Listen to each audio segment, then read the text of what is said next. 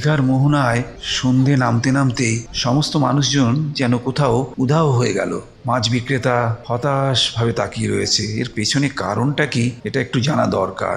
বরফের ওপর গলদা চিংড়ি রয়েছে, কিন্তু ক্রেতার দেখা নেই। ইনি সামুদ্রিক কাঁকড়া পরপর সাজিয়ে রাখছে, যদি ক্রেতা আসে এবং কাঁকড়া তার কাছ থেকে কেনে। এই দীঘার মোহনায় মাছ কেনার জন্য বহু মানুষ আসে। এখান থেকে মাছ কাঁকড়া কিনে নিয়ে যায় ওল্ড দীঘার বাজারে, সেখানে রান্নার ব্যবস্থা রয়েছে।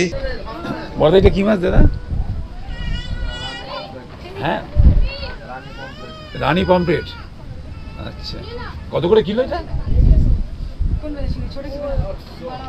800 টাকা কিলো। আচ্ছা, রানী পমফ্রেট 800 টাকা করে কিলো বিক্রি হচ্ছে।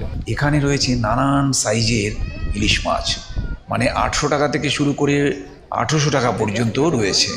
500, 600, 700, 800, 1 কিলো, 1.5 কিলো ওজনেরও রয়েছে মাছ।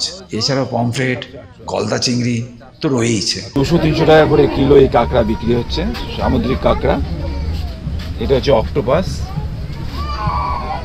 একসাথে এত শুটকি মাছ এর আগে কখনো দেখিনি। এখানে রয়েছে নানা ধরনের শুটকি মাছ, রোদ্রে শুকিয়ে পিস পিস করে বিক্রি করার জন্য রাখা হয়েছে। এগুলি কি নোনা ইলিশ? এগুলি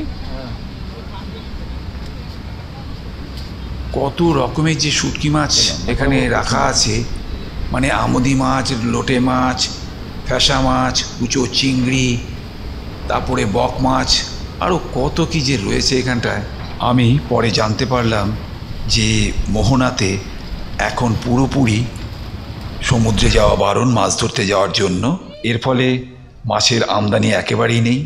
তাই যত পুরনো স্টকের মাছ রয়েছে সেই মাছগুলি বিক্রি করা হচ্ছে, শুটকি মাছগুলো বিক্রি করা হচ্ছে। শুটকি মাছ তো 12 মাসই পাওয়া যায়, তাই জন্য সমস্ত ক্রেতারা দিনের আলো থাকতে থাকতেই তারা এই মোহনায় থাকছে।